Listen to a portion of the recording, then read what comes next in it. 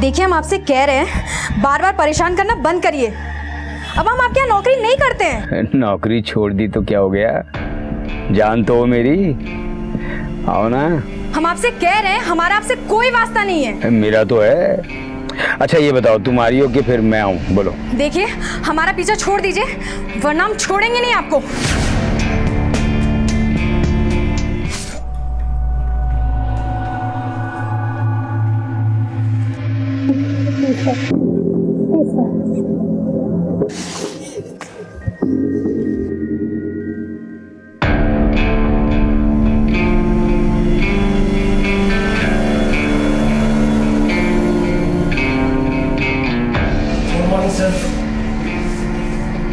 कमीना, हर वक्त आग लगी रहती है।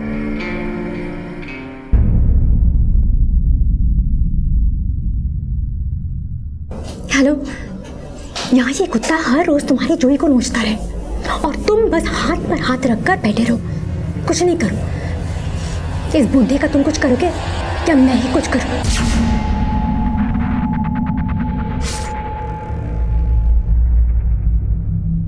May I come in, sir? अरे रीमा, आओ आओ हाँ, बैठो। Thank you, sir. तो कुछ काम की बात कर लेते हैं, आई मीन टारगेट फिक्स कर लेते हैं। Okay, sir. ये है तुम्हारा टारगेट।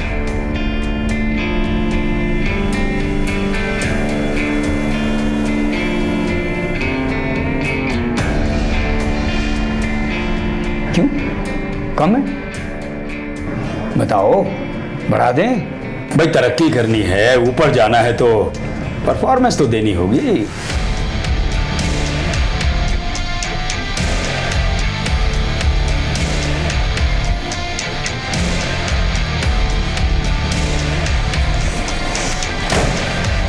अब इसके ऊपर जाने का इंतजाम मुझे करना ही पड़ेगा। साला ठगी पुट्ठा।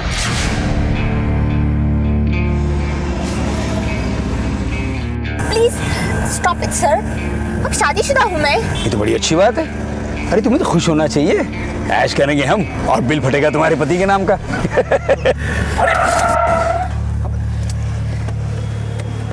अरे कहाँ जा रही है तू?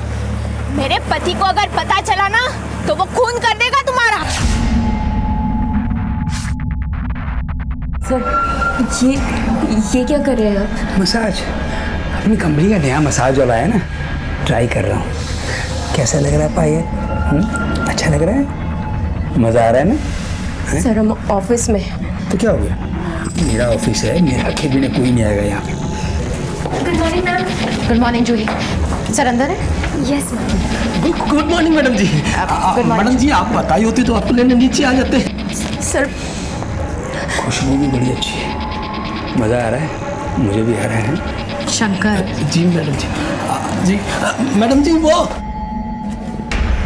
ये क्या हो रहा है यहाँ पे? यू क्या कर रही हो? स्टाफ नहीं है। अच्छा, तो तुम क्या कर रहे थे स्टाफ के साथ? तुम्हारी समझ में अभी नहीं आएगा। जब बीच चौराहे पे खड़ा करके तुम्हारी इज्जत का जनाजा निकालूंगी ना, तब समझोगे। शरीर में जितनी गर्मी है सब निकल जाएगी। और तुम, अगर तुम्हारी जवानी इतना ही जोर मारी है तो चौक पे क्यों नहीं जाके बैठ जाती? Get out, out now. अगर अभी भी नहीं सुधरे ना तो तुम्हारी जवानी जो बहुत भड़क रही है उसे काट के फेंक दूंगी।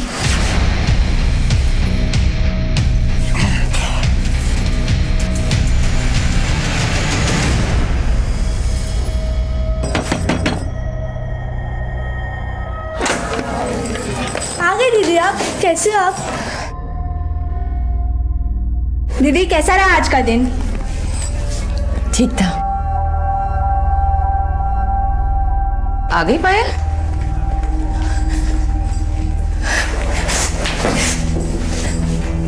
पायल क्या हुआ बेटा? मम्मी आज ऑफिस में बॉस की वाइफ ने सबके सामने मेरी बेइज्जती की।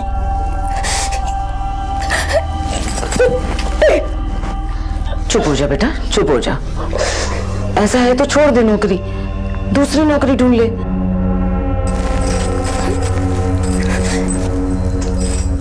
ऐसे कैसे नौकरी छोड़ दूं मम्मी? दूसरी नौकरी मिलना इतना आसान नहीं है। और कौन सी कंपनी मुझे इतनी अच्छी सैलरी पे नौकरी देगी? कौन सी मुझे इतनी अच्छी अंग्रेजी आती है या कोई मैनेजमेंट कोर्स किया है जो किसी कंपनी में मैनेजर बनने के सपने देखूं? और मम्मी अगर मैंने नौकरी छोड़ दी तो दोनों छोटी बहनों की पढ़ाई का क्या होगा? घर के खर्चे कैसे चलेंगे? और तुम ही बताओ मम्मी, कौन सी कंपनी का बॉस ऐसी हरकतें नहीं करता? मेरी सारी सहेलियां रोजी, मीना, टीना सब इसी तरह की हरकतों की बातें करती हैं। उन सबके भी ऐसे ही हालात हैं। मैंने भी इसे अपनी किस्मत मान ली है।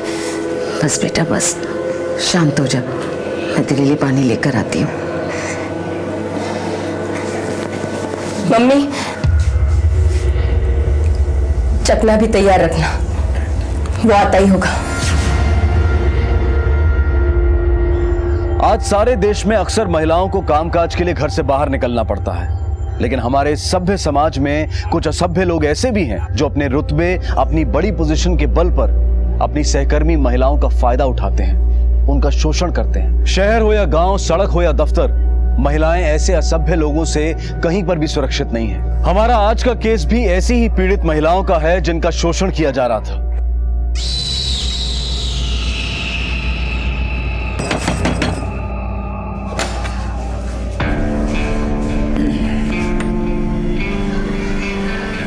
पायल, तेरे सर आए हैं। कैसी है तू? हैं? खेलो खेलो, शाबाश खेलो।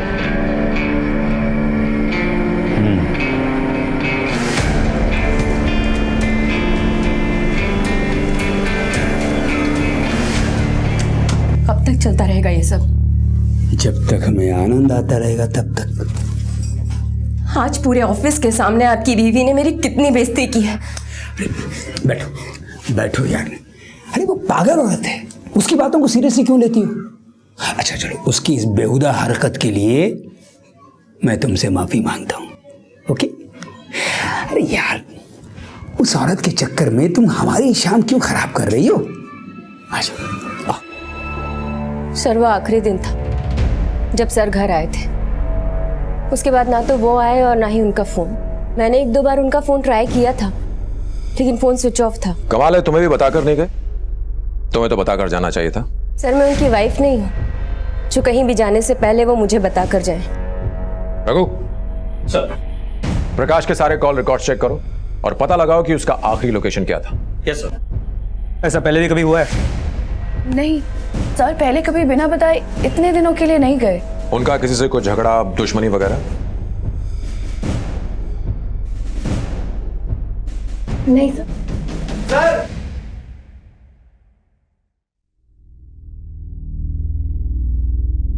सर, ये कुछ अश्लील किताबें, ड्रॉर से ये ब्लू फिल्म की सीडीज और ये कुछ कॉन्डम्स मिले हैं सर।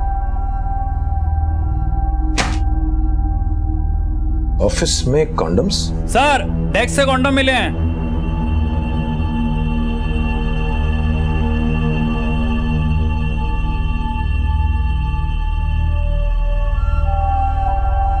किसकी डेस्क है?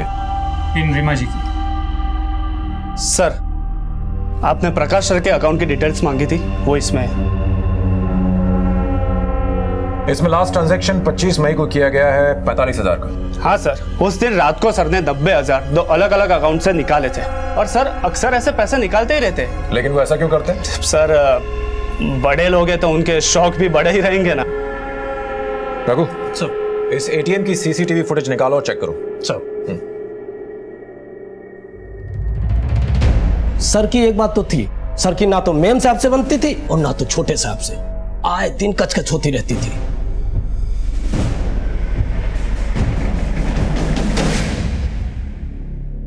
तो आपने अपने पति को धमकी दी थी? धमकी नहीं, उसे तो तुम चुप रहो।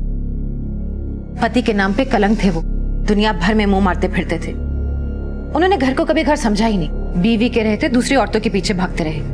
तो क्या आरती उतारती उनकी? मैं तो चाहता हूँ कभी वो वापस ही ना आए, मुक्ति मिले हमें। तो फिर मिसिंग कंप्लेंट क्यों लिखाई? इन्हें पूछिए, इन्होंने लिखवाई है। और क्या करती मैं? आप ढूंढ दीजिए, अपनी कंपनी और तलाक दोनों ले लूंगी उनसे। सर कॉल रिकॉर्ड चेक कर लिए, सभी से पूछताछ कर ली, लेकिन कहीं भी कुछ नया नहीं मिला।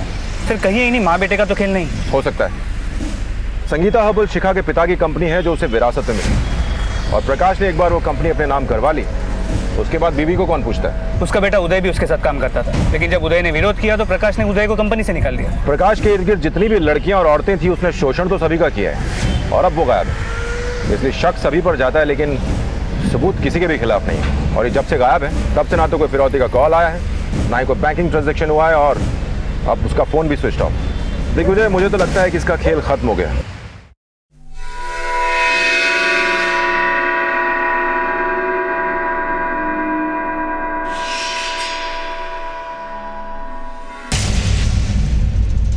अरे ये तो किसी आदमी का कान है। ए इधर आओ इधर आओ। अरे यहाँ पर देखो कान पड़ा है।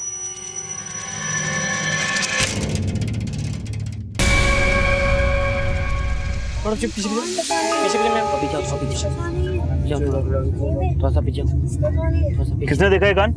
साहब मैंने। किसी ने हाथ तो नहीं लगा? नहीं सर, ना मैंने छुआ ना किसी को छूने दिया। गुड, थोड़ा पीछे रहो बच्चे तुम लोग।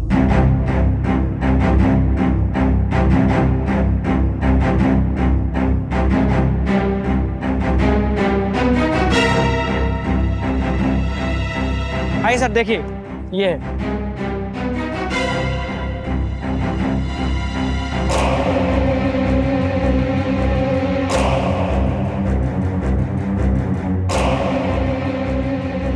सर यहाँ नाक पड़ी है।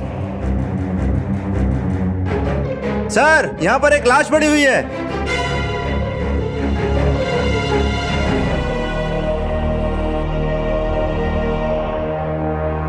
सर किसी प्रकाश यादव का नाम है और संगीता हर्बल्स का एड्रेस लिखा हुआ है, और डेबिट कार्ड पर भी प्रकाश यादव है सर। सर कहीं ये वही आदमी तो नहीं है जिसकी मिसिंग कंप्लेंट हमें थाना हजरतगंज से आई थी? हेलो इंस्पेक्टर रवि, मैं इंस्पेक्टर मोहन कुमार बोल रहा हूँ बछरवा थाने से। हमें एक डेड बॉडी मिली है प्रकाश यादव नाम की, जिसकी कंडीशन बहुत खराब है। इसे देखकर लगता है इसे बहुत बुरी तरह से मारा गया है। प्रकाश यादव की लाश का कटे हुए लिंग के साथ मिलना साफ लगता है किसी ने बदला लिया है, अपनी भड़ास निकाली। हो ना हो इस कत्ल के पीछे वजह सेक्स है। तुम एक काम करो, प्रकाश यादव जिन जिन लड़कियों से रेगुलर टच में था उनसे बात करो। सर मैंने प्रकाश यादव के डेबिट कार्ड रिकॉर्ड चेक किए, हमें यह पता चला है कि कत्ल की रात उसने एमजे वाइन शॉप से शराब खरीदी थी। ये देखिए सर।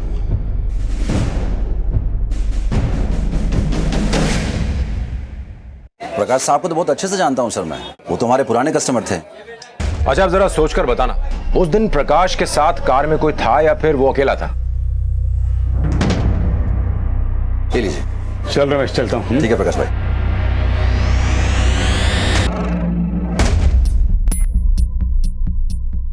हाँ सर था तो। कौन? वो तो नहीं पता सर, क्योंकि बहुत दूर था और उसका चेहरा ठीक से देख नहीं पाया सर मैं।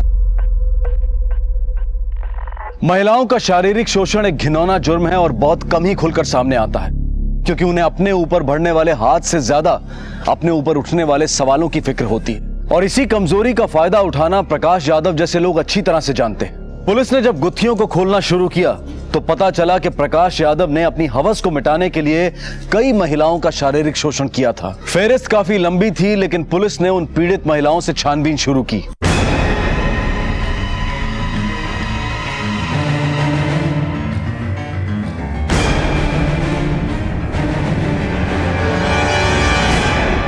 रीवा तुम 25 मई की रात को कहां पर थी? 25 मई की रात को मैं एक पार्टी में गई थी, लेकिन आप ये सब मुझसे क्यों पूछ रहे हैं? कहीं आपको ऐसा तो नहीं लगता कि मैंने उसे मारा है? हो भी सकता है। देखिए सर, मैंने प्रकाश यादव का मर्डर नहीं किया है। हाँ, मैं उसे मारना जरूर चाहती थी, मगर कभी हिम्मत नहीं जुटा पाई। तुम उसे मारना चाहती थी? क्यों? मैं क्या, आप जाके किसी भी लड़की से पूछिए, उसका जवाब यही होगा। मेरी जगह कोई और भी लड़की होगी तो वो यही कहेगी।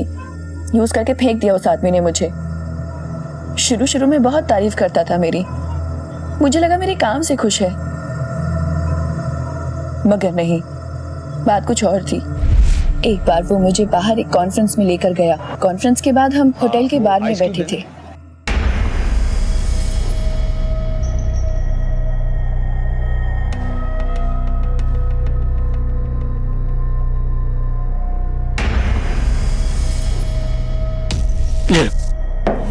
Thank you sir. वेलकम।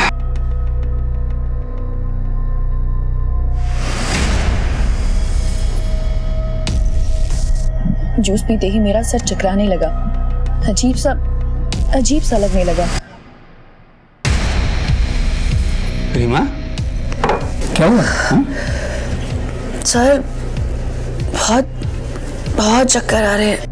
अच्छा, ठीक हो ना तुम? हाँ, तुम रेस्ट करो थोड़ा, आ जाओ, कम उठो, आ जाओ। मुझे छोड़ने के बहाने वो मुझे होटल के कमरे में ले गया।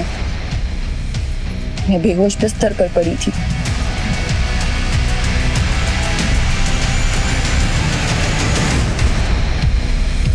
रीमा, क्या हुआ? हाँ?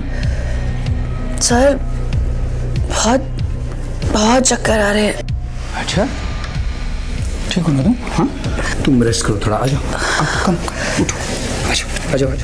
मुझे छोड़ने के बहाने वो मुझे होटल के कमरे में ले गया। मैं बेहोश बिस्तर पर पड़ी थी और मौके का फायदा उठाकर उसने मेरे साथ रेप किया। सिर्फ इतना ही नहीं, उसने मेरी न्यूड वीडियो भी बनाई।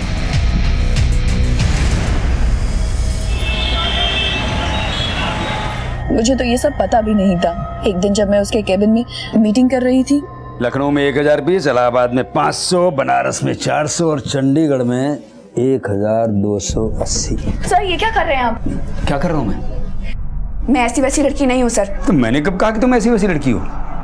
तुम तो बहुत अलग किस्म की लड़की हो। हाँ? देखो ये देखो, इसमें कितनी अलग लग रही हो।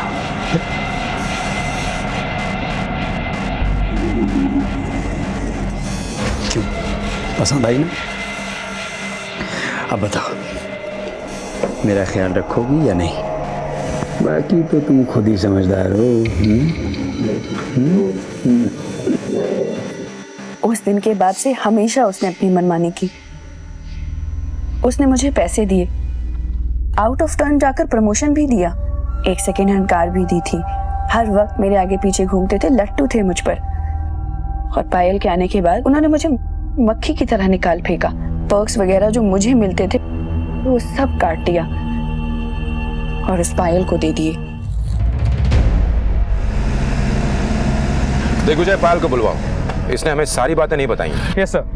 चालाक मुजरिम अक्सर पुलिस को गुमराह करने के लिए शक की सुई किसी और की तरफ घुमाने की कोशिश करता है, पर एक मिनट के लिए सारी बातें भूल करके बेसिक्स की तरफ चलते हैं। ये बताओ, प्रकाश यादव की मौत से सबसे ज्यादा फायदा किसे हुआ?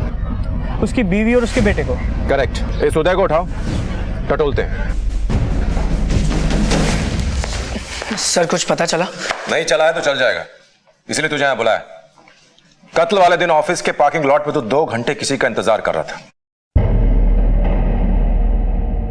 और जैसे तेरे बाप की गाड़ी निकली तो उसके पीछे हो लियो। सीसीटीवी फुटेज में सब कंफर्म हो गया है। नहीं सर, वो ऐसे सर, तेरे बाप की मौत से सबसे ज्यादा फायदा तुझे ही होने वाला था। सच सच कबूल कर ले, नहीं तो इतना कूटेंगे कि तेरी हड्डियां जुर्म कबूलेंगी तेरा। देखिए सर, मैं मानता हूँ उस दिन मैं अपने पापा को मारने के इरादे से ही गया था, लेकिन फिर मेरी गर्लफ्रेंड राशि के साथ मेरी बात हुई और उसके साथ बात करने के बाद मैंने सोचा कि ये आदमी तो मारने के लायक भी नहीं है। झूठ बोलने में पीएचडी हासिल की है साले ने। सच बोल। सर मैं सच बोल रहा हूँ, वो आदमी बाप खिलाने के लायक नहीं था, एक नंबर का गिरा हुआ आदमी था। उसने मेरी माँ की जरा भी कदर नहीं की। दिन ब दिन उसकी हरकतें घिनौनी होते जा रही थी सर। एक दिन तो हद ही कर दी उन्होंने, लड़कियों को घर लाना शुरू कर दिया अपनी अय्याशी के लिए। क्या हो रहा है यहाँ पे? ये क्या बदतमीजी चल रही है? बेशर्म लड़की, ये मेरा घर है, कोठा नहीं। चल। मुझे क्या बोल रही हो? अपने पति को संभालो, जबरदस्ती लेकर आए मुझे, समझी? मेरे ही बेडरूम में खड़े होके मेरे ही पति के साथ रंगलियां मनाती है और इतनी बेशर्मी नहीं। चुप! मुझे रोकेगी? इसे बाहर निकालेंगे। क्या कर रहे हो? हाथ उठाते हो? छोड़ूंगा नहीं, छोड़ूंगा नहीं तुम। छोड़ूंगा नहीं। नहीं होते बेटा, नहीं बेटा, नहीं। हाथ मत उठाना, समझे? जी तो चाह रहा था मैं उसे उसी वक्त मार दूं। बुड्ढे ने सारी हदें पार कर दी थी सर। और मैं अपनी माँ की दुर्दशा देख नहीं पा रहा था। मेरा दिमाग हट गया था। 3 दिन से मेरे दिमाग में एक ही बात चल रही थी कि sir I was actually out of control. मैं उसे मारने ही जा रहा था कि मेरी गर्लफ्रेंड राशि ने मुझे रोक लिया, वरना मेरे ही हाथों नरक जाता बूटा। तो तूने नहीं मारा? नहीं। मरवाया? किसको दी सुपारी? नहीं सर, मैंने कोई सुपारी वुपारी नहीं दी।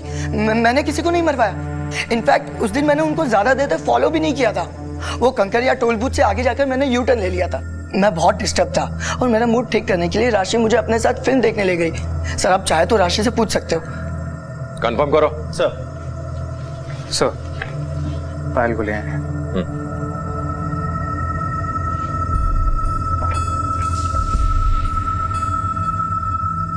पायल, मुझे एक बात समझ में नहीं आ रही कि तुम प्रकाश की मौत के बाद खुश हो या दुखी? दुखी हूँ सर। लेकिन दुख तो तुम्हारे चेहरे पर नजर नहीं आ रहा। अच्छा ये बताओ कि तुम दोनों के बीच ये सब कैसे शुरू हुआ? सर जब मैंने ये जॉब ज्वाइन किया मैं बहुत खुश थी। प्रकाश सर से मिलने के बाद ऐसा लगा कि वो बहुत अच्छे इंसान हैं। वो मेरी हर चीज से खुश थे, मेरे काम की बहुत तारीफ करते थे। कंपनी ज्वाइन करने के बाद ऐसा लगा कि लाइफ में जितनी भी प्रॉब्लम्स है सब आसानी से सॉल्व हो जाएंगी, पर ऐसा कुछ भी नहीं था सर। प्रकाश सर भेड़ की खाल में भेड़िया थे। एक दिन मुझे एक पार्टी में लेकर गए। मेरी कोल्ड ड्रिंक में कुछ मिला दिया उन्होंने। मैं बेहोश हो गई और जब होश में आई तो उन्होंने मेरी एक वीडियो बना ली थी। तो तुमने पुलिस कंप्लेंट क्यों नहीं की उस वक्त? कैसी कंप्लेंट सर? एक बहुत छोटी सी जगह से हूँ मैं, मिडिल क्लास फैमिली से। प्रकाश जैसे लोगों के सामने हम लोग कैसे टिक पाते? पापा नहीं है हमारे, 2 छोटी बहनें हैं, मम्मी है। उन सबकी जिम्मेदारी, घर का सब ध्यान रखना, सब कुछ मैं ही करती हूँ। डर गई थी अगर मुझे कुछ हो गया तो उनको कौन संभालेगा। सर मजबूरी थी, इसलिए झुकती चली गई। और जब पानी सर से ऊपर चला गया तो तुमने फैसला किया कि उसे रास्ते से हटा दिया जाए? नहीं सर, ऐसा कुछ भी नहीं है, आप गलत समझ रहे हैं। तो फिर सही क्या है? सर फोन रिकॉर्ड के हिसाब से रीमा का फोन उसी इलाके में था जहां से हमें प्रकाश की लाश मिली। मैंने उसे थाने बुला लिया सर। कहीं तुमने रीमा के साथ मिलकर कोई चक्कर तो नहीं चलाया? नहीं सर, जब से हम सर के करीब हुए थे तब से रीमा हमारे नाम से भी नफरत करती थी। ये रीमा के प्रकाश के साथ कैसे संबंध है? सब पहले तो सब कुछ ठीक था, बाद में सब गड़बड़ा गया। इसमें रीमा की कोई गलती नहीं थी। वो तो ये जॉब छोड़कर जाना चाहती थी, लेकिन सर नहीं चाहते थे कि वो जॉब छोड़कर जाए। बुड्ढे ने तुम्हारे पर्क्स काटे तो तुमने उसका लिंक काट दिया? नहीं सर, ये सब झूठ है। तुम्हारे कॉल रिकॉर्ड से साफ पता चलता है कि 25 मई की रात तुम उसी इलाके में थी जहां प्रकाश की लाश मिली। 25 मई की रात को मैं एक पार्टी में गई थी। मैं आपसे पहले भी कह चुकी हूँ। किसकी पार्टी? सर मैं अपने बॉयफ्रेंड नितिन के साथ गई थी, वो मुझे वहां लेकर गया था। देखिए पता करो उस नितिन का। सर एटीएम की सीसीटीवी फुटेज आ गई सर।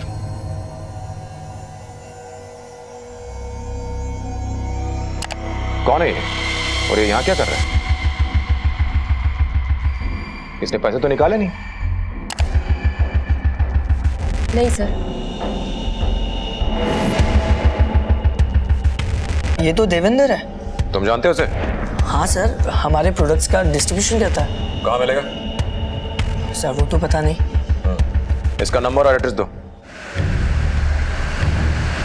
सर मुझे ऐसे लग रहा है कि इस मर्डर के पीछे वजह कुछ और है और हमें गुमराह करने के लिए उस आदमी का लिंक काट दिया गया था ताकि हमें ऐसे लगे कि इसके पीछे कोई लड़की हो। सर वरना एक अकेली लड़की किसी आदमी को इतनी बेरहमी से कैसे मार सकती है? पॉइंट है, बस ये देवेंद्र एक बार सही खांचे में फिट हो जाए फिर दूध का दूध और पानी का पानी हो जाएगा।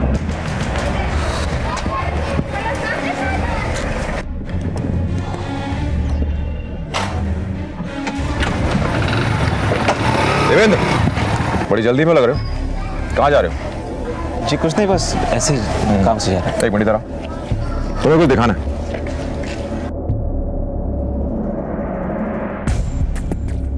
तुम उस दिन वहां क्या कर रहे थे? जी बस पैसे निकालने गया था। प्रकाश यादव जहां से पैसा निकालता तुम भी वहीं से निकालते हो?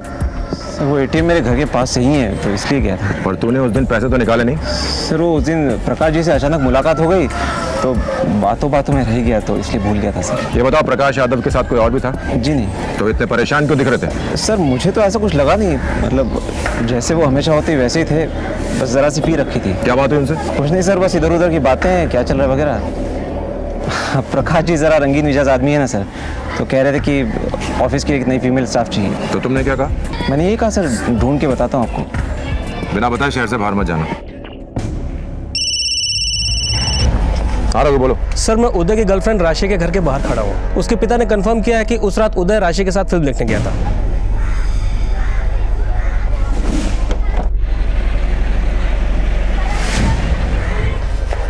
सर, रीमा के बॉयफ्रेंड नितिन गोठाला है, आपके कैबिन में बैठा है।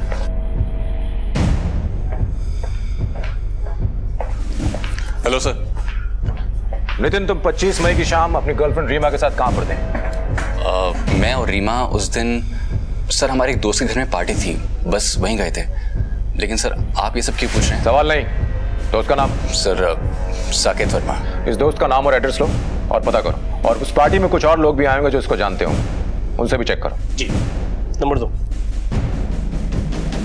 लखनऊ के प्रकाश यादव की लिंक काटकर की गई हत्या पुलिस के लिए भूल भुलैया बनी हुई थी। पुलिस ने रीमा, पायल, उदय सबसे पूछताछ की, लेकिन किसी के खिलाफ उन्हें कोई ठोस सबूत नहीं मिल पा रहा था।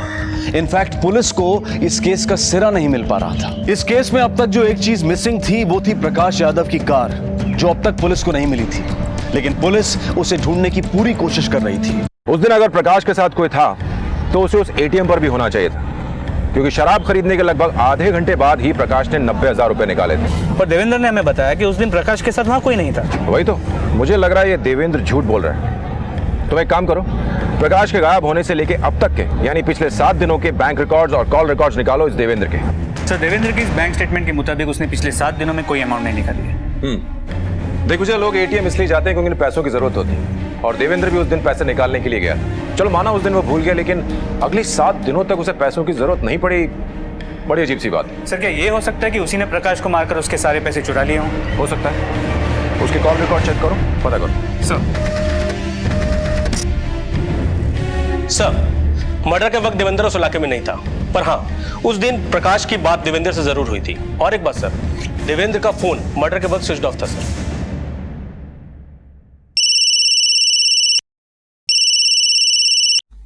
साहब, वो आप चोरी हुई वाली गाड़ी ढूंढे थे ना, वो मिल गई है, लेकिन टुकड़ों में। गाड़ी भी टुकड़ों में और मालिक भी। सलाम साहब। आई साहब।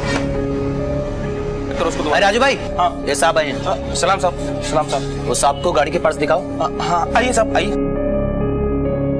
ये वो इंजन साहब।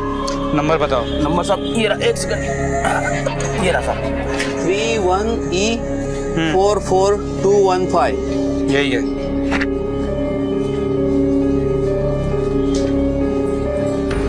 सर, नंबर मैच करता है। इंजन प्रकाश की कार की है। ये कार तुम्हें किसने भेजी? ये साहब माखनलाल तिवारी और बेरी प्रसाद सर, आजाद नगर साहब, इन लोगों ने बेचा था साहब।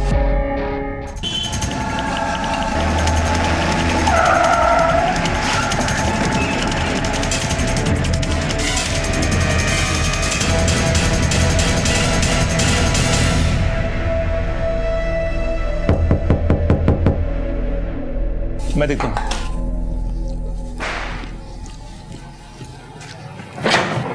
पुलिस सब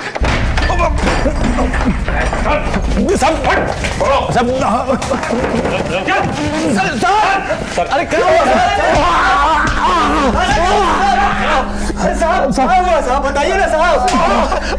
तुम दोनों ने प्रकाश यादव की कार कहां से चुराई? वो 2 दिन से एक ही जगह पे खड़ी थी साहब, तो हमने उसे उठाकर बेच दिया, उसके बॉडी पार्ट बेच दिए बस। तू बता सर, कहां से तेरी गाड़ी? वो रास्ते में खड़ी मिली थी सर, और हमने उठाकर उसके पुर्जे पुर्जे बेच दिया सर। हम सच बोल रहे सर। आज तक हमको गाड़ी खड़ी नहीं मिली, तुम दोनों को मिल गई। सब बताता हूँ साहब, वो कार दरअसल हमें रीमा जी ने दी थी ठिकाने लगाने के लिए, तो हमने लालच में आके उसे बेच दिया साहब। रीमा जी ने? हाँ साहब, रीमा जी।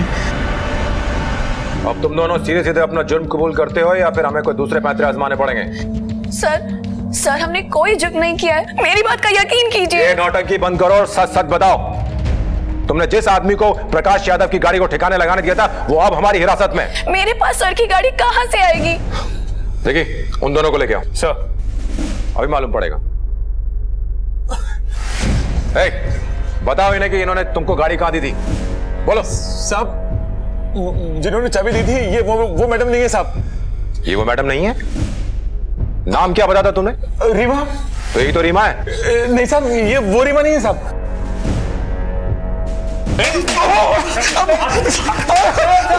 एक मिनट, देखिए साहब, ये देखिए साहब, इस नंबर पे फोन लगाया था, रीमा जी से बात की थी साहब, ये देख लीजिए साहब, हम झूठ नहीं बोले साहब।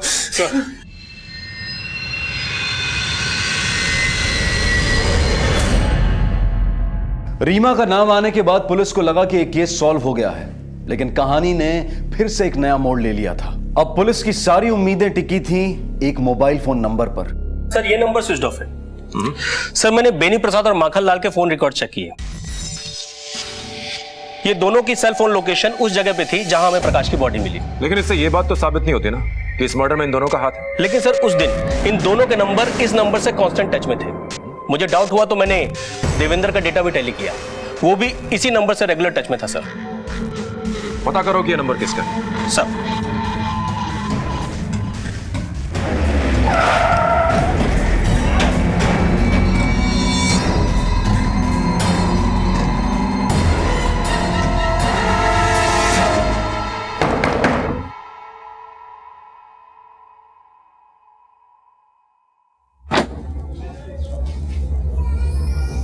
पायल कहाँ है? क्या बात है साहब? मैंने पूछा पायल कहाँ है? वो तो गई। कहाँ गई? कानपुर गई है, उसे नई जॉब मिल गई है। पर आप ये क्यों पूछ रहे हैं? घर की तलाशी लो। घर में ऐसे कैसे आ सकते हैं आप लोग? सुनिए, ये लोग घर में। मम्मा, मैंने कुछ नहीं होगा, तुम लोग डरो नहीं, मैं देखती हूँ।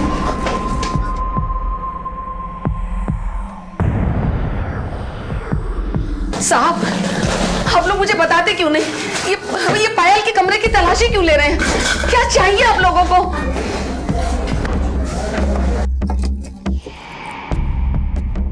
सर ये मोबाइल अलमारी में छुपा के रखा था।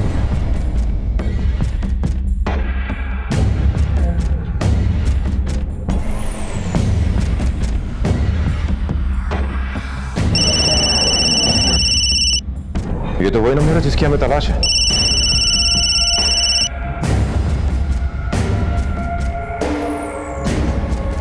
इसकी पूरी फोन बुक में सिर्फ एक ही नंबर सेव है, देवेंद्र का।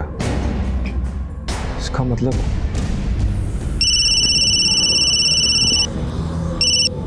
हाँ देख विजय। सर ये देवेंद्र गायब है, उसके घर वालों को भी नहीं पता कि वो कहाँ है। उसका फोन ट्रैक करो, देवेंद्र को पकड़ना बहुत जरूरी है।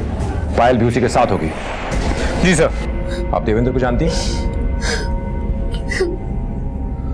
पायल उसे कहाँ मिली? ऑफिस में। वो नौकरी के लिए आया था, बड़ा ही नर्वस था। पायल उसे मिली तो पायल ने उसका हौसला बढ़ाया। उसके बाद दोनों मिलने लगे और जल्दी ही एक दूसरे को चाहने लगे। लड़का अच्छा था, घर आता, घंटों बातें करता, सबको हंसाता। मुझे लगा चलो पायल की जिंदगी तो अच्छी हो जाएगी, उस बुढ़े से छुटकारा तो मिल जाएगा। पर एक दिन ये क्या कर रहे हैं यहाँ पे? मेरा दोस्त है। दोस्त है तो घर से बाहर रखा करो इसे। चल निकल यहाँ से, चल। मेरे टुकड़ों पे पड़ के मुझसे दगाबाजी, खबरदार आइंदा यहाँ पे दिखाई दिया तो चल निकल। गप सर, लेकिन चल चल यहाँ से। इसे यहाँ मत बुलाया करो। हैं? चलो आ जाओ आ जाओ।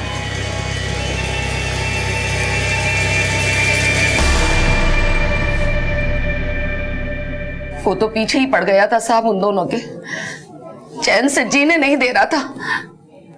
अच्छा हुआ मर गया। सर ये लोग उत्तम नगर से होते हुए लखनऊ से बाहर जा रहे हैं, आपसे तकरीबन 20 किलोमीटर दूर। कौन सी रोड पे है वो? सर अब ये सीतापुर रोड की तरफ जा रहे हैं। सीतापुर के रोड पे लो।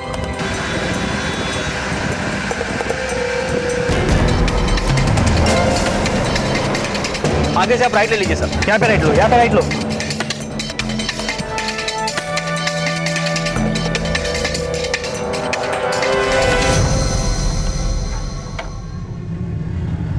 अभी ये कहीं रुके हुए हैं।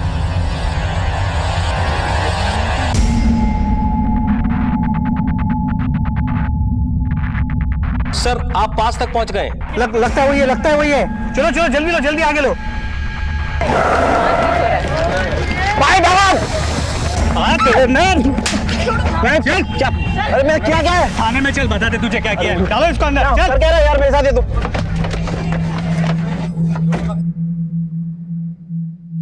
पायल, हम सब जानते हैं तुम्हारे देवेंद्र और प्रकाश यादव के मर्डर के बीच में क्या कनेक्शन है। अब सीधी तरह बताना शुरू करो, नहीं तो जो लेडी कांस्टेबल खड़ी है इसने बहुत दिनों से किसी की धुलाई नहीं की है।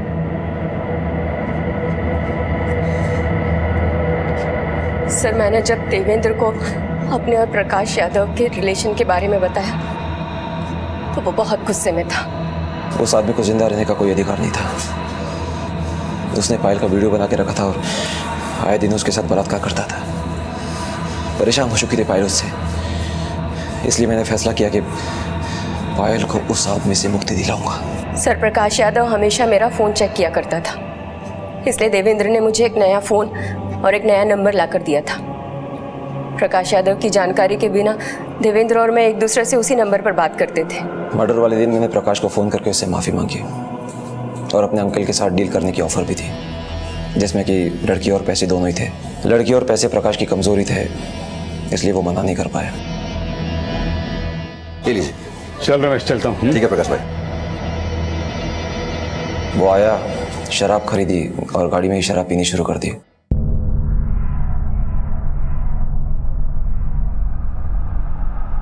फिर मैंने उसे बताया कि मेरे अंकल एक बार में हमारा इंतज़ार कर रहे हैं। रास्ते में उसने एटीएम से कुछ पैसे निकाले और बाद में गाड़ी बाहर की तरफ मोड़ दी। लेकिन वो गाड़ी कभी भी अपनी मंजिल तक नहीं पहुंची। नहीं सर, ज़रा गाड़ी रोकिए ना। क्यों? ज़रा आता हूँ।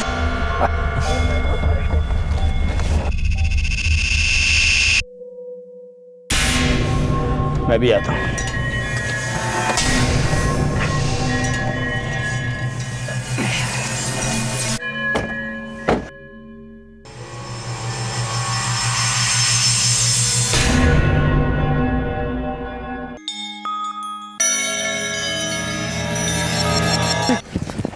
कौन है भाई? क्या है भाई? देवेंद्र, ये मार रहा है मेरे को। क्यों मार रहा है मेरे को? सर, उस जानवर को मारने का मुझे कोई अफसोस नहीं है।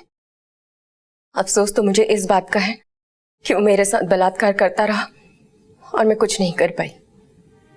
आप ही बताइए सर, कौन लड़की एक बुढ़े की रखैल बनके उसके साथ जिंदगी गुजारना चाहेगी? मैं भी चाहती थी कि एक हम उम्र लड़के के साथ शादी करके अपनी जिंदगी गुजारूं, लेकिन वो बुढ़ा मुझे कहीं भी अकेला नहीं छोड़ता था। न ऑफिस में न घर में, हर जगह साए की तरह मेरा पीछा करता था। गलती से अगर किसी हम उम्र लड़के के साथ हंस लूं या बात कर लूं तो चिल्लाता था, गुस्सा करता था। वो मुझे जीने नहीं दे रहा था सर। प्यार में शारीरिक संबंध का होना अलग बात है सर, लेकिन बलात्कार। पायल, तुम्हारे साथ जो हुआ उसका मुझे अफसोस है, पर जो कुछ तुमने किया उसने तुम्हें भी कानून का मुजरिम बना दिया। कानून अपने हाथों में लेने से अच्छा यह होता कि तुम पुलिस से मदद लेती। पायल ने अपना बदला तो ले लिया था, लेकिन उसकी जिंदगी बर्बाद हो गई। अगर जूही, रीमा, पायल, रुचिका और मिताली ने शुरू में ही प्रकाश यादव के खिलाफ आवाज उठाई होती, पुलिस को बताया होता, तो इतना बड़ा जुर्म नहीं होता। क्राइम पेट्रोल सभी दर्शकों से, खासकर काम करने वाली महिलाओं और लड़कियों से यह अनुरोध करता है कि सेक्सुअल हैरेसमेंट की पहली पहल पर ही अपने घर वालों, अपने ऑफिस के एंटी हैरेसमेंट सेल और पुलिस को सूचित करें, ताकि बात आगे बढ़ने की नौबत ही ना आए। सरकार ने महिलाओं की सुरक्षा के लिए सख्त कानून बनाए हैं, इसलिए डरिए मत, सोचिए मत, तुरंत सूचित कीजिए। आपसे फिर मुलाकात होगी अगले एपिसोड में एक और नए केस के साथ। तब तक अपना और अपने परिवार का ख्याल रखें और देखते रहें क्राइम पेट्रोल। सबक एक को, सीख हम सबको। जय हिंद। शेखर बोल रहा हूँ। अच्छा सुनो, 4 बजे चारबाग स्टेशन के पास मिलो। काम आज हो जाएगा ना शेखर? हाँ पूजा, काम हो जाएगा।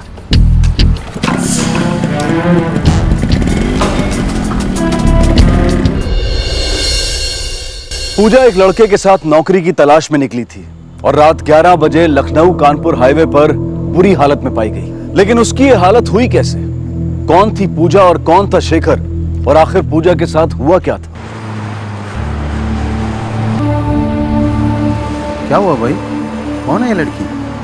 क्या मालूम इस तरफ से आई थी। लड़की जिंदा है, हालत बहुत खराब है, एम्बुलेंस बुलाओ। अरे ये तो बहुत घायल लग रही है। इसकी हालत देखकर तो लग रहा है कुछ गड़बड़। आजकल गुंडे बदमाश बहुत हो गए, पता नहीं क्या हो रहा है। चलो चलो निकलो यहाँ से, चलो।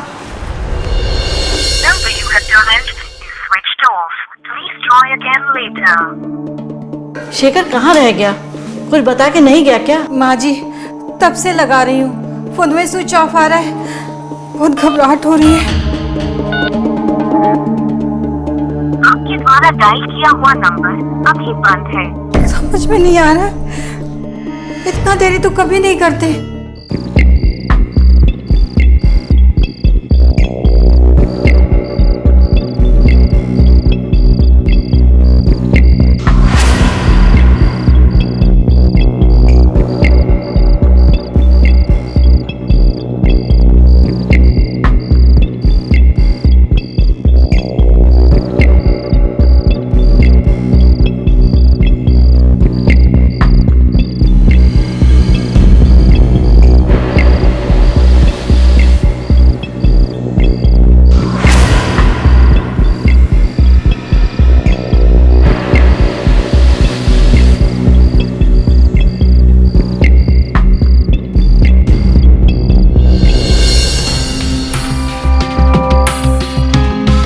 सर, लड़की का नाम पूजा है।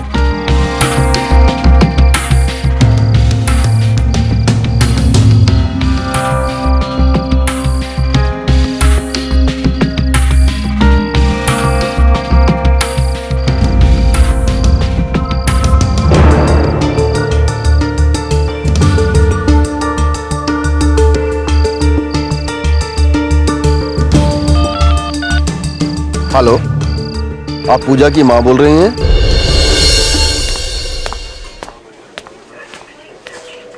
साहब हमारी पूजा का क्या हुआ है? आप कुछ बतावत काहे नहीं है? इसे पहचानती हैं? ये मोबाइल तो हमारी पूजा का है। ये चप्पल, पूजा, ये दुपट्टा,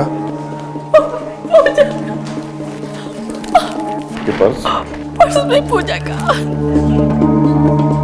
और ये चश्मा। साहब ये चश्मा हमका नहीं पता। साहब हमरे पूजा का क्या हुआ है? आप शेखर को जानती हैं? नहीं साहब, शेखर का हमका नहीं पता। साहब आप कुछ छुपावत हो, बता हमारी बिटिया का क्या हुआ है? सर, लड़की के साथ रेप हुआ है और मुझे ऐसा लगता है कि गैंग रेप का मामला है। बहुत जख्मी हालत में है, बेसिक ट्रीटमेंट हमने कर दिया है।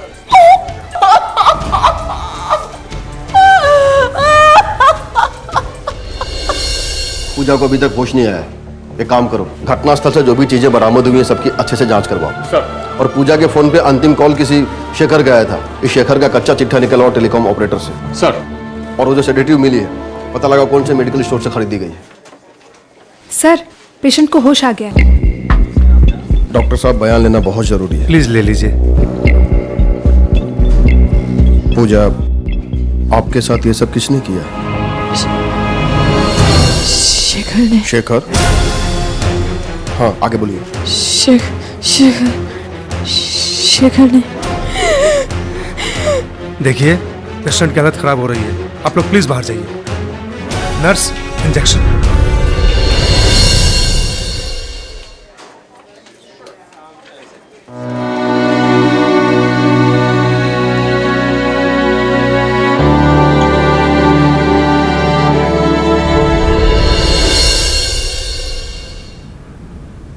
माँ जी वो अभी तक घर नहीं आए हैं, पूरी रात बीत गई, लगता है पुलिस की मदद लेनी पड़ेगी।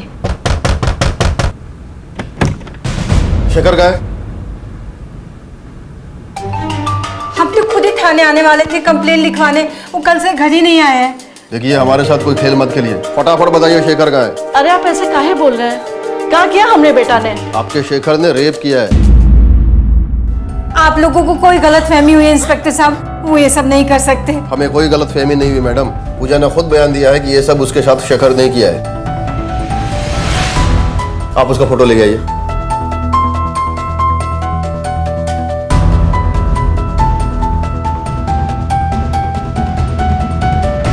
आप पूजा को जानती हैं? पूजा? ये दवाई यहाँ से खरीदी गई थी, किसने बेची थी?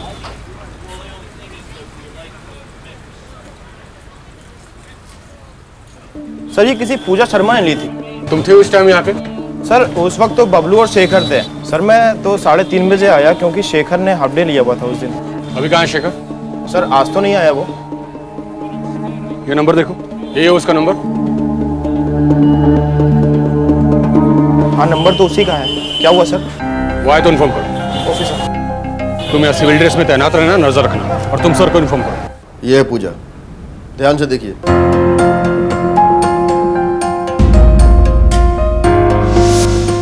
संभाल के आराम से। अरे क्या हुआ? हाँ? कौन है ये? अमिता ये पूजा है, मेडिकल स्टोर पे दवाई लेने आई थी। कह रही थी काम ढूंढने निकली और बात करते करते अचानक बेहोश हो गई, तो मैं इसे घर ले आया। ठीक हो? बेटा ये लो पानी पियो। लो।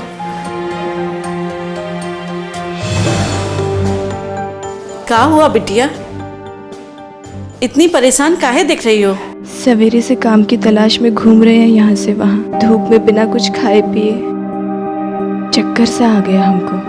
अब आप ही बताइए इंस्पेक्टर साहब, जो लड़की खुद ही बेहोश होकर गिरी पड़ रही थी, उसकी मदद के लिए हमारे पति काम धाम छोड़कर को यहाँ ले आए।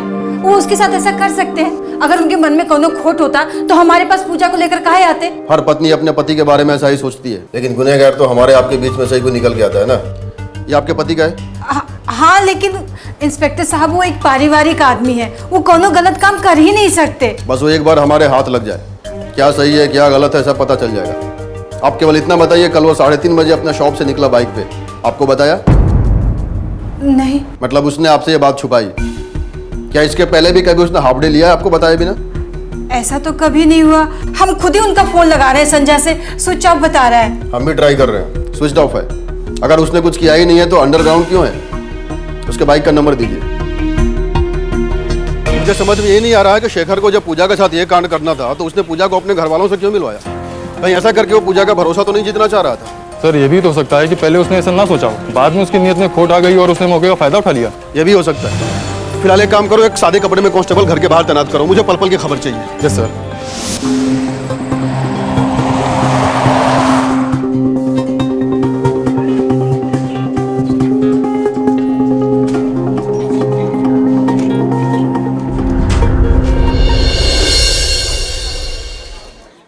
हम आपकी हालत समझ सकते हैं, लेकिन हमारे लिए कुछ सवाल पूछने बहुत जरूरी है। प्लीज हमें निडर होकर बताइए। 4 लोग थे, बस शेखर याद है हमें।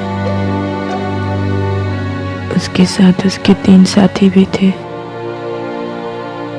उनका चेहरा हमको याद नहीं।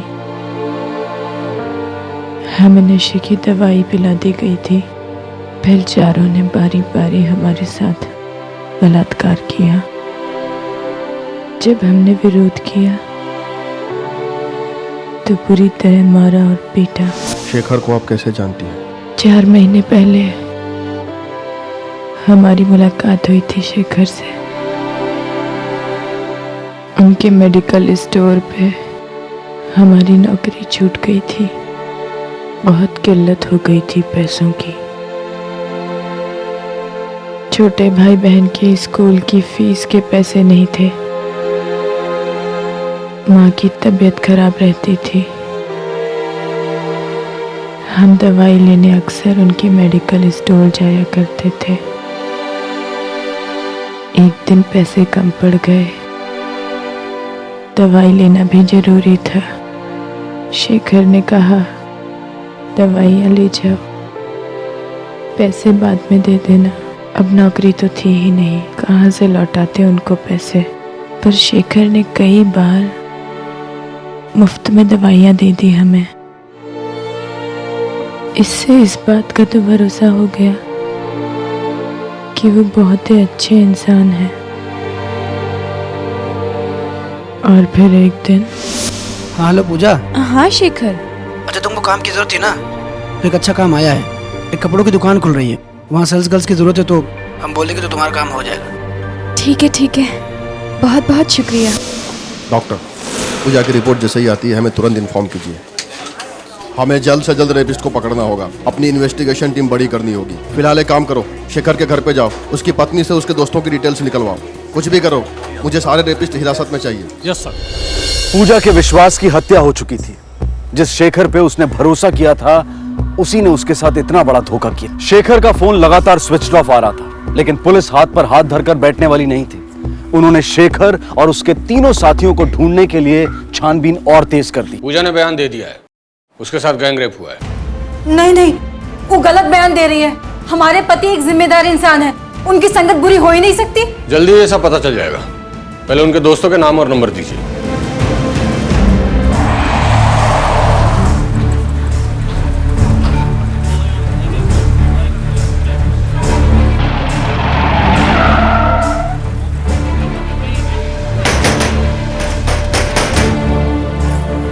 विजय। जी सर। अरे सर मैंने क्या किया? अरे सर मैंने क्या किया?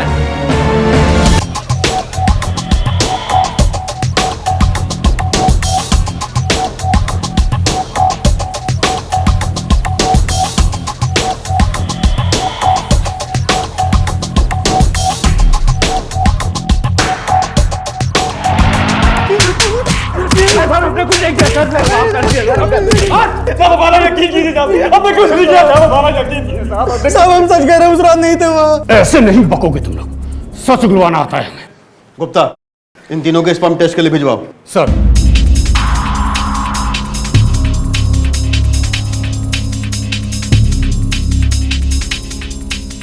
ये फोटो गौर से देखो, इन दोनों को कभी देखा है?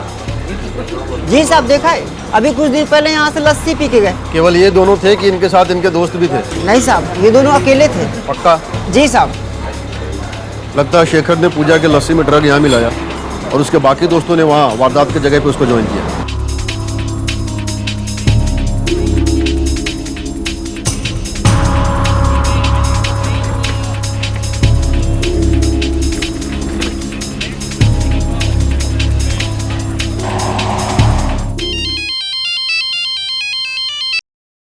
हाँ गुप्ता। लखनऊ रेलवे स्टेशन पर 2 मिनट के लिए उसका फोन ऑन हुआ था।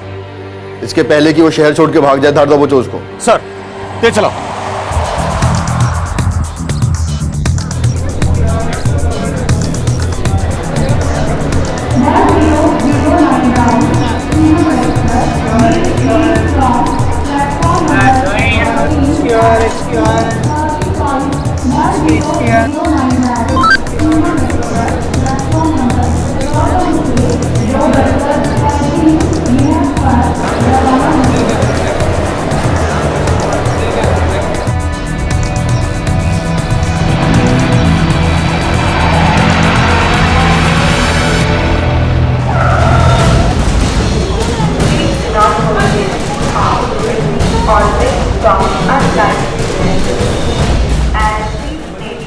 शेखर का मोबाइल फिर से स्विच ऑफ हो गया। शेखर जहां काम करता था, जहां रहता था, जहां पूजा को लेकर गया था, पुलिस उन सभी इलाकों का चप्पा चप्पा छान रही थी। शेखर के 3 दोस्त पुलिस हिरासत में थे, लेकिन शेखर का अभी तक कुछ पता नहीं चला था, बल्कि उसे पकड़ पाना और मुश्किल होता जा रहा था। पुलिस ने शेखर के मोबाइल को ट्रैक किया, लेकिन उसका मोबाइल हर बार अपनी लोकेशन बदल रहा था। साहब, हमारे पति 3 दिन से गायब हैं। हमारी बात मानिए साहब। वो गायब नहीं है, अंडरग्राउंड है। अरे साहब ऐसा नहीं है साहब, वो पारिवारिक आदमी है और उनके तीनों दोस्त भी बहुत अच्छे इंसान है साहब। आप हम पर विश्वास कीजिए साहब। साहब हमारे पति के साथ कुछ गड़बड़ हो रहा है साहब। साहब उनको ढूंढने में मदद करिए साहब। उनके साथ कोनो एक्सीडेंट हो गया। आप सिर्फ अपने बारे में सोचती हैं। केवल एक बार अपने आप को उस लड़की के जगह पे रख के देखिए जिसके साथ गैंगरेप हुआ है। आप अंदाजा भी नहीं लगा सकती वो किस मेंटल ट्रॉमा से गुजर रही है।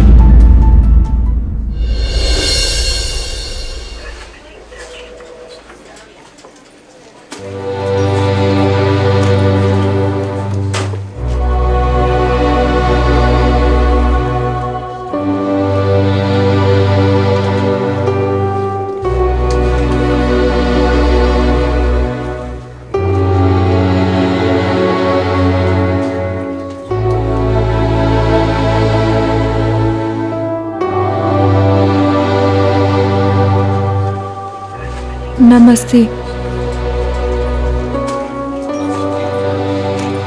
हम शेखर की पत्नी हैं। कहाँ आई हूँ यहाँ? अपनी बिटिया का तमाशा देखने आई हूँ। तुम्हारा पति इंसान नहीं, राक्षस है, राक्षस।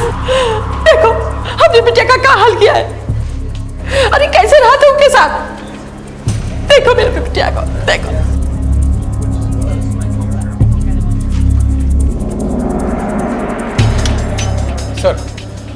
सर फॉरेंसिक रिपोर्ट आ गई है। सर पूजा की टेस्ट रिपोर्ट में 4 अलग अलग डीएनए पाए गए हैं और उसमें बहुत ज्यादा मात्रा में वही ड्रग मिला है सर जिसकी फॉइल हमें मिली थी सेडेटिव की। लेकिन सर शेखर के तीनों दोस्तों के स्पर्म सैंपल मैच नहीं हुए जो पूजा के शरीर में पाए गए थे। तो फिर वे 3 लोग कौन हैं जिनके साथ मिलकर शेखर ने यह गैंगरेप किया?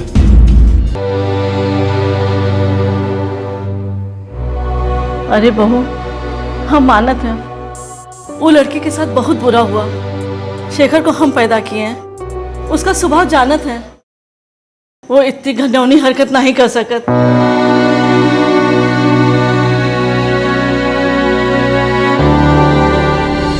पूजा की हालत देखकर नम्रता सदमे में थी और दूसरी तरफ पुलिस हैरान थी कि फॉरेंसिक रिपोर्ट में शेखर के तीनों दोस्तों का डीएनए मैच नहीं हुआ था। पुलिस की समझ में नहीं आ रहा था कि शेखर के ये 3 नए दोस्त आखिर हैं कौन। क्या वो वाकई किसी बुरी संगत में था? अजीब दुविधा थी। ना तो शेखर का कुछ पता चल रहा था और ना ही इस केस से जुड़ी कोई और कड़ी सामने आ रही थी। 3 दिन बीत गए और फिर अचानक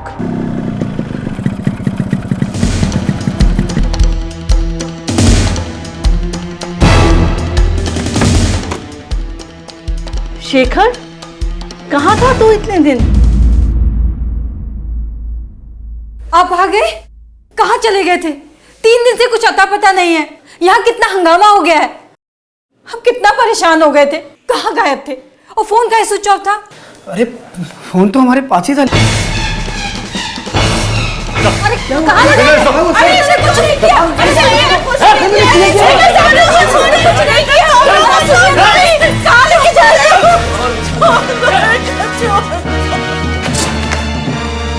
पूजा के साथ इस रेप कांड में तुम्हारे साथ तुम्हारे 3 और साथी शामिल। तीनों का नाम चाहिए मुझे। हमने कुछ नहीं किया, बात मानिए हमारी। देख, छुपा के कोई फायदा नहीं। पूजा हमें अपने बयान में सब कुछ बता चुकी है। इसके पहले कि मेरा दिमाग खराब हो जाए क्योंकि पतीसी झाड़ दूं मैं, साफ साफ बोल दूं। सर हमने कुछ नहीं किया, हमने किसी का रेप भी नहीं किया। और जब रेप नहीं किया तो ऐसे किसी का नाम कैसे दे दूं मैं आपको? बेटा शेखर, ज्यादा भोला मत बन। तुम्हारे भोलेपन की कहानी हम पूजा से सुन चुके हैं। हाँ शेखर। अच्छा तुमको काम की जरूरत थी ना, तो एक अच्छा काम आया है। एक कपड़ों की दुकान खुल रही है। तो लड़की को नौकरी देने का लालच देकर तुमने उसे नजदीकियां बढ़ाई? नहीं साहब, ऐसा बिल्कुल भी नहीं है। पहले फोन उसी ने किया था हमको। झूठ, बिल्कुल झूठ। पूजा तुम्हें फोन नहीं करती थी बल्कि तुम पूजा को बार बार फोन करते थे। और उस दिन भी तूने ही पूजा को फोन किया था। अच्छा सुनो, 4 बजे चारबाग स्टेशन के पास मिलो। काम आज हो जाएगा ना शेखर? हाँ पूजा, काम हो जाएगा। हाँ साहब, मेरी बात हुई थी पूजा से उस दिन, लेकिन पूजा नहीं कहा था वो हमारे साथ आना चाहती है नौकरी के लिए। हम तो नौकरी ढूंढने जा रहे थे,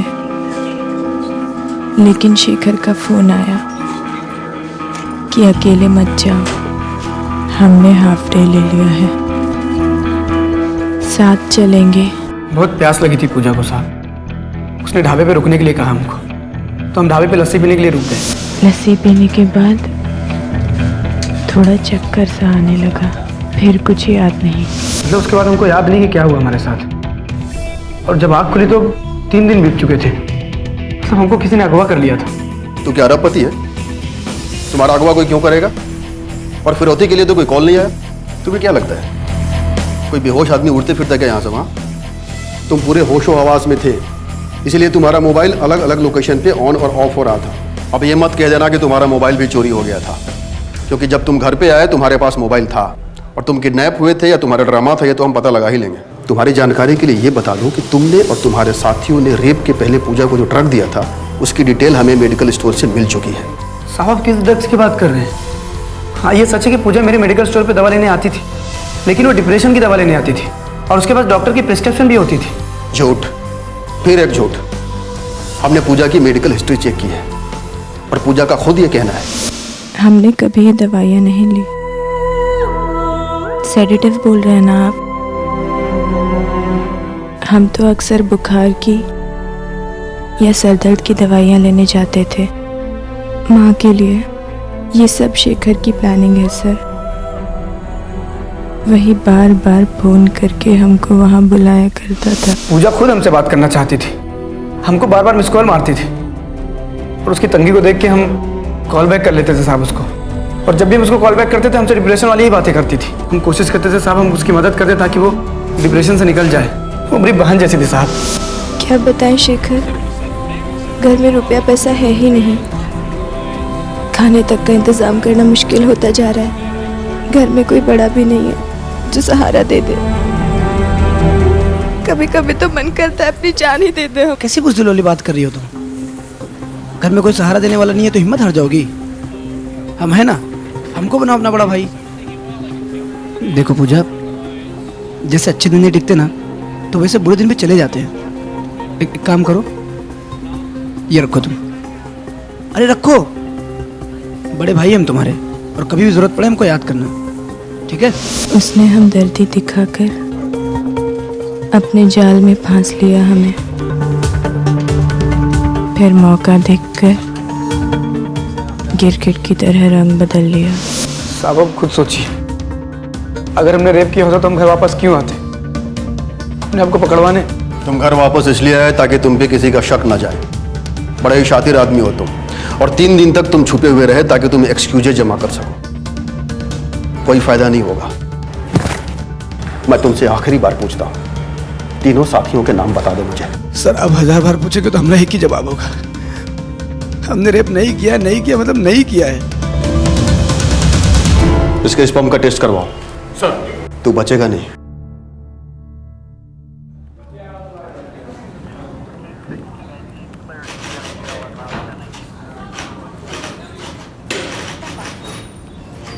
ये क्या हो गया जी? पुलिस वाले कह रहे हैं कि ये सामूहिक बलात्कार का मामला है, और वो टीवी वाले भी चिल्ला चिल्ला कर यही सब बता रहे हैं। सब झूठ है नम्मो, चाहे पुलिस वाले कुछ भी कहें या ये टीवी वाले कुछ भी कहें, पर हमने कुछ नहीं किया है। हम बेकसूर हैं। वही तो, हम 10 साल से आपके साथ हैं, आंख मूंद कर विश्वास करते हैं। क्या हो गया जी? पूजा को ऐसे नहीं बोलना चाहिए था। हम तो मदद करना चाहते थे उसकी परेशान देखकर। अब कोई हम पे बलात्कार का इल्जाम लगाएगा तो हम मान थोड़ी ना लेंगे, और जब हमने रेप किया ही नहीं है ना तो कुछ भी साबित नहीं हो सकता। हमारा विश्वास करो।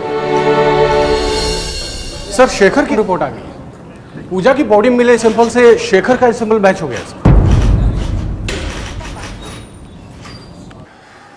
चार्जशीट फाइल हुई, केस चला और सारे सबूत शेखर के खिलाफ पेश हुए। पुलिस हैरान हो रही थी कि यह शेखर कैसा इंसान है। सारे सबूत मिलने के बाद भी एक ही रट लगा रहा है कि वो बेकसूर है। शेखर की रिपोर्ट पॉजिटिव आई, लेकिन उसके वो 3 दोस्त जिन्हें गिरफ्तार किया गया था उनकी रिपोर्ट मैच नहीं हुई, और मीडिया के दबाव में पुलिस की मुश्किलें बढ़ती जा रही थी। सर मीडिया ने नाक में दम कर रखा है। लेकिन उनका सवाल भी जायज है गुप्ता। हाँ सर, मेन रेपिस्ट को पकड़ लेने के बाद भी उसके बाकी तीनों साथी तक हम अभी भी नहीं पहुंच पाए। जबकि सर शेखर और पूजा दोनों साथ में उस लस्सी वाले ढाबे पहुंचे थे, दोनों ने साथ में लस्सी पी। यहाँ तक सर दोनों साथ में थे। उसके बाद शेखर पूजा को बाइक पर बिठाकर ऑफ रूट से उस जंगल में लेके गया जहाँ पर पूजा का रेप हुआ। लेकिन सर शेखर का कहना यह है कि लस्सी पीने के बाद उसको चक्कर आया और उसको कुछ याद ही नहीं रहा, और 3 दिन बाद जब उसको होश आया तो उसने खुद को लकड़े कारखाने में पाया। जबकि सर लकड़े का कारखाना तो रेप वाली जगह से बिल्कुल अपोजिट साइड में। सर इसका मतलब शेखर पक्का झूठ बोल रहा है। हो सकता है, और यह भी हो सकता है कि शेखर और उसके तीनों साथियों का कोई ना कोई मददगार हो इस एरिया में, क्योंकि 3 दिन तक छुपे रहना बिना किसी के हेल्प के बाइक छुपाना पॉसिबल ही नहीं है। एनीवेज, हम तो जा ही रहे हैं उस एरिया में बारीकी से छानबीन करने। देखते हैं शायद कोई सुराग हाथ लग जाए।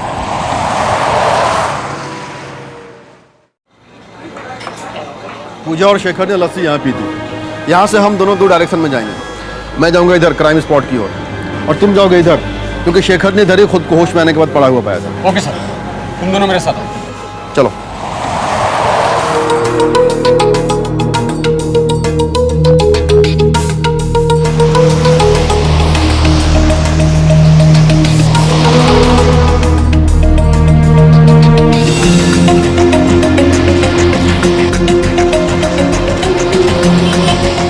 क्या भाई, तुम अपना ये सब्जी का ठेला रोज यहाँ नहीं लगाते हो क्या? पिछले 15 दिन से दिखाई नहीं दिए।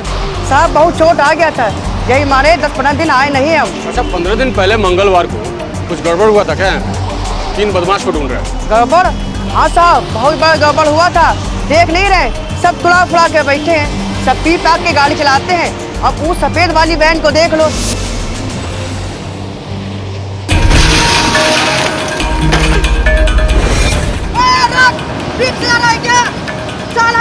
सब नुकसान कर गया। देखिए खिड़की टूटी थी, पता नहीं कौन जल्दी में रहे, ठोक के चला गया हमको। हमारा ठिलिया भी तोड़ गया और हमारा सब्जी का सारा नुकसान करके चला गया साहब। यही मारे हम कई दिन दिखाई नहीं दिए। और कुछ? और हाँ साहब, उस सफेद वाली वैन के पीछे चद्दर में कुछ रखा हुआ था। अच्छा, उस गाड़ी का नंबर याद है तुमको? साहब, गाड़ी का नंबर प्लेट टूटा हुआ था और आखिरी का 2 नंबर याद है, 8 और 9। सफेद कार, टूटी हुई नंबर प्लेट, बेतहाशा भाग रहे थे, सब्जी वाले के ठेले को उड़ाया। इतनी कहानी तो हमें पता है, तो सिर्फ इतना बता दे तुम्हारे साथ था कौन कौन। साहब आप क्या बात कर रहे हैं? कौन सी गाड़ी, कौन से साथी? सर वो सफेद कार मिल गई है, उसके मालिक का भी पता चल गया है। उसका नाम आकाश है और आकाश ने वो गाड़ी सेकंड हैंड खरीदी थी।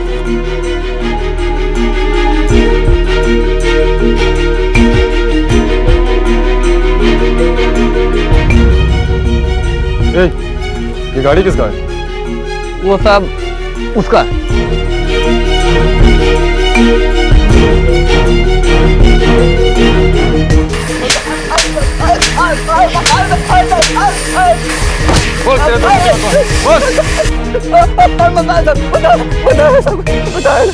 सब उनका नाम है साहब, करण और श्रीकांत साहब, सब 4 बार बच चुके हैं साहब।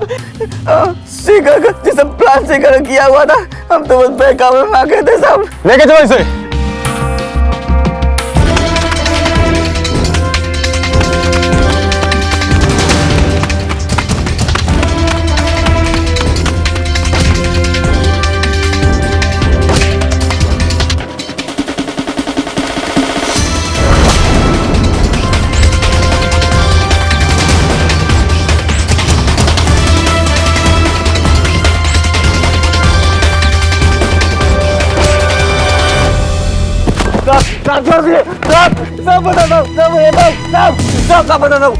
साहब ये सब शेखर की प्लानिंग थी साहब, उसी के कहने पे हम लोगों ने किया साहब।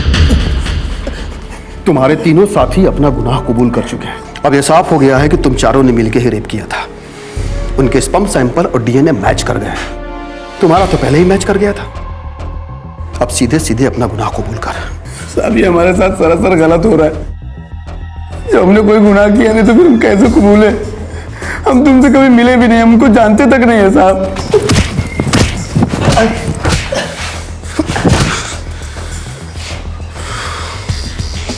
मुझे उन तीनों रेपिस्ट के कॉल रिकॉर्ड चाहिए। सर एक बहुत ही अजीब बात पता चली है। हमने उन तीनों के कॉल रिकॉर्ड्स निकाले, लेकिन शेखर की उनसे कभी कोई बात ही नहीं हुई। ऐसा कैसे हो सकता है? यदि उनकी आपस में बातचीत नहीं हुई तो फिर गैंग रेप को प्लान कैसे किया? सर एक और बात मालूम पड़ी है। एक कॉमन नंबर पर उन तीनों की बहुत बार बात हुई है, रेप वाले दिन भी, और ये नंबर किसी प्रकाश बंसल का है। कौन है ये प्रकाश बंसल? सर ये प्रकाश बंसल की केस हिस्ट्री भी बहुत अजीब है। कानपुर में 2014 में हुए एक मर्डर केस का मुख्य आरोपी है। इस वक्त वो जमानत पे है, लेकिन उसका साथी बंसी अभी भी जेल में है। और सर इंपॉर्टेंट खबर यह है कि उस मर्डर केस का चश्मदीद गवाह शेखर रह चुका है। व्हाट? शेखर आई विटनेस है? Yes sir. और ये बात हम सब तक छुपी रही? सर ये फाइल हमें कानपुर पुलिस से मिली है। सर केस की फाइल और शेखर के बयान के मुताबिक 5 मई 2014 को उस पेट्रोल पंप पे शेखर पेट्रोल भरवा रहा था। उसी वक्त बंसल और उसके साथी बंसी ने सीताराम नाम के आदमी का मर्डर कर दिया, और ये मर्डर होते हुए शेखर ने देख लिया था।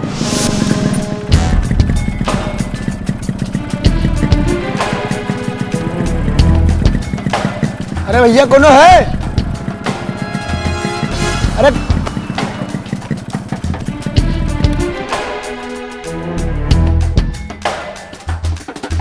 अरे कौन है का?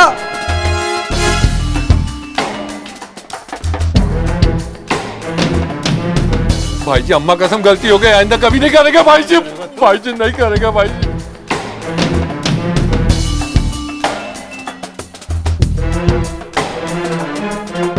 साले हमारी कंप्लेंट करेगा तू? भाई जी गलती हो गई मुझसे। इतना बड़ा आदमी हो गया, तेल में मिलावट करते हैं। भाई जी मैं तो खत्म कर दो इसे, वरना ये बर्बाद कर देगा हम लोग को। पुलिस में कंप्लेंट करेगा तू?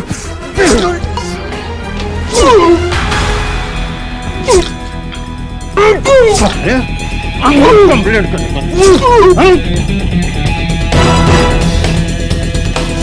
शेखर इस मर्डर का चश्मदीद गवाह बन गया और ये दोनों आरोपी अरेस्ट भी हुए।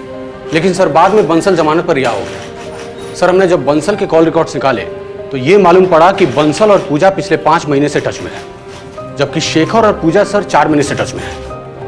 मामला अब समझ में आ रहा है। उन 3 लोगों को जो हमने पकड़ा है ना, चलो उनकी खातिरदारी करते हैं। सर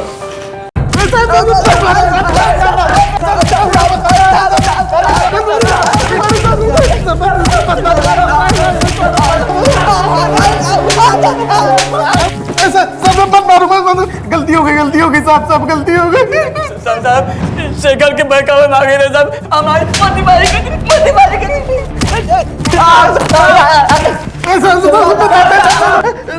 मारिए मत साहब, मारिए उसे, बता दे सब कुछ सच बता दे साहब।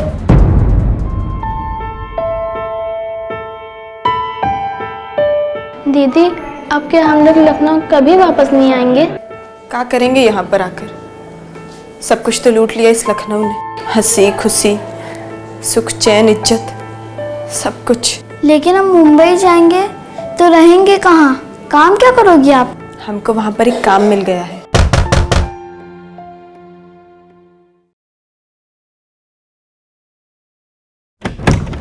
पूजा, केस से रिलेटेड कुछ जानकारी मिली है हमें, आपको हमारे साथ पुलिस स्टेशन चलना होगा। सर हमें यहाँ क्यों बुलाया गया है? बात क्या है? कोई हमें बताता क्यों नहीं? बता देंगे बंसल जी, मैडम को तो आ जाने दीजिए।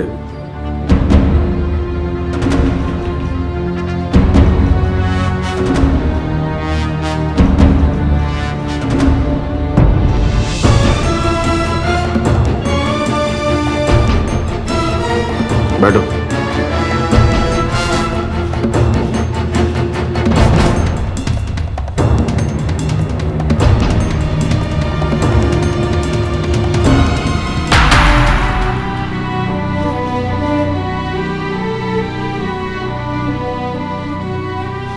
आप इनको जानते हैं? जी नहीं। पूजा, आप इनको जानती हो? नहीं सर। सर ये दोनों तो एक दूसरे को बिल्कुल नहीं जानते। हाँ, लेकिन हम कुछ जानते हैं। ये रहे आपके कॉल रिकॉर्ड्स और ये रहे आपके कॉल रिकॉर्ड्स। आप दोनों पिछले 5 महीने से एक दूसरे से लगातार बातचीत कर रहे थे। इतना ही नहीं, वे तीनों लड़के जिनके स्पर्म सैंपल पूजा की रिपोर्ट से मैच हुए हैं, आप उनसे पिछले 4 महीने से टच में हो। और ये है हमारे लिए हुकुम का इक्का, आपके कानपुर मर्डर केस की हिस्ट्री फाइल। वही सीताराम मर्डर केस। इस केस में शेखर, जी हाँ वही शेखर जिसने पूजा के बयान के हिसाब से पूजा के साथ बलात्कार किया है, इस केस में आई विटनेस है। और ये क्या है पता है? Blank paper. इसमें अभी तक हमने कुछ भी नहीं लिखा है, क्योंकि इसमें अब हम वो सच लिखेंगे जो तुम हमें बताओगे और अभी बताओगे। बको।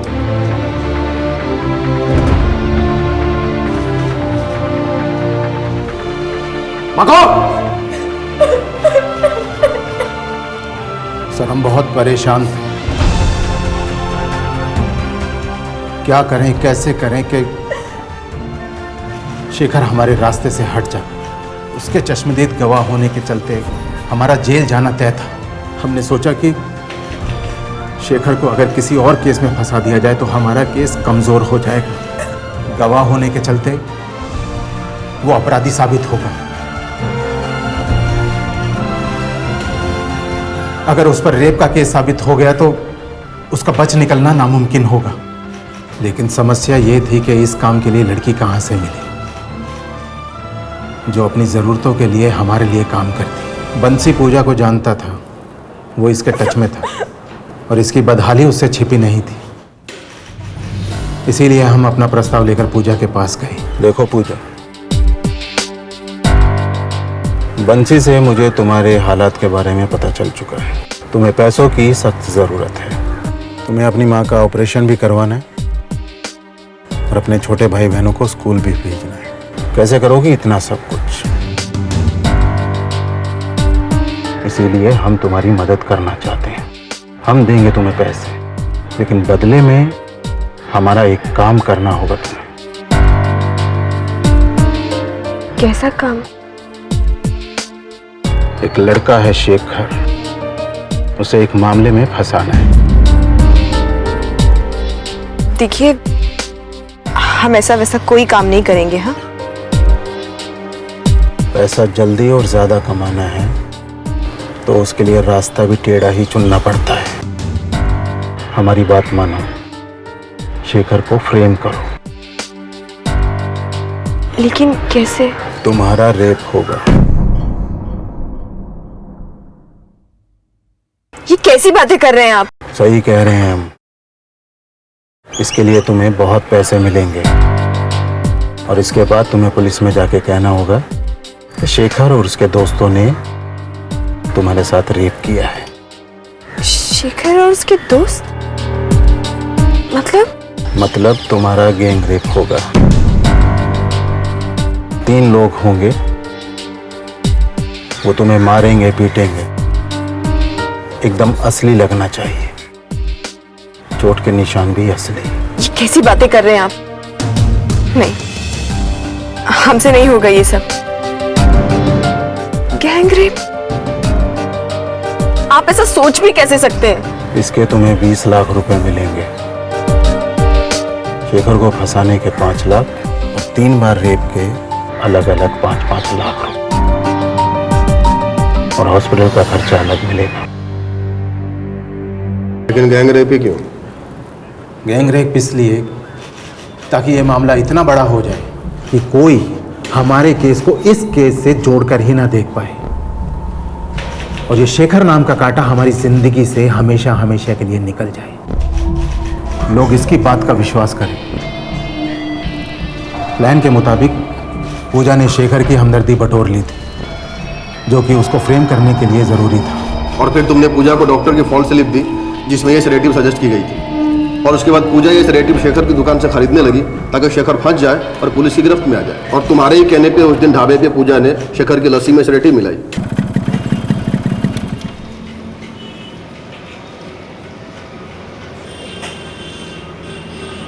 भैया 2 लस्सी देना।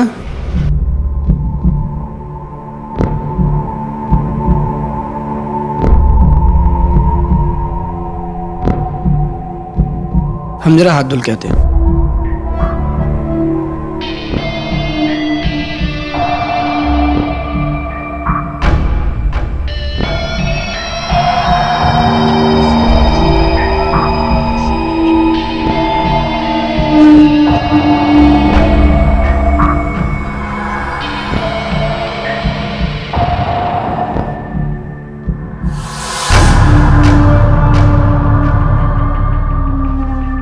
जब शेखर बेहोश हो गया तो हमारे कुछ आदमियों ने उसे एक चादर में लपेटा और सफ़ेद कार में डाल दिया।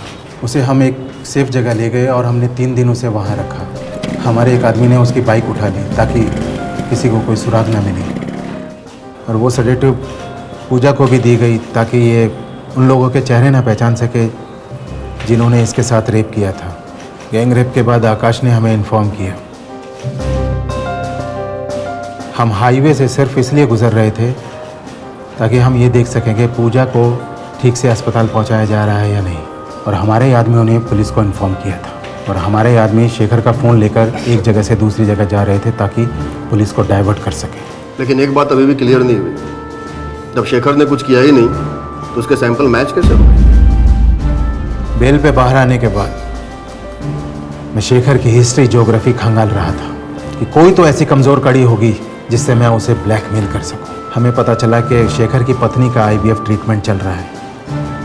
पहली बार की कोशिश में वो नाकाम रहे और दूसरी बार की कोशिश के लिए वो ट्राई कर रहे थे, और हमने वहाँ के कंपाउंडर को पैसे खिलाए ताकि शेखर का स्पर्म हासिल कर सके। और उसके बाद हमारे 3 आदमियों को हमने पूजा मामले को सेट करने को बोल दिया।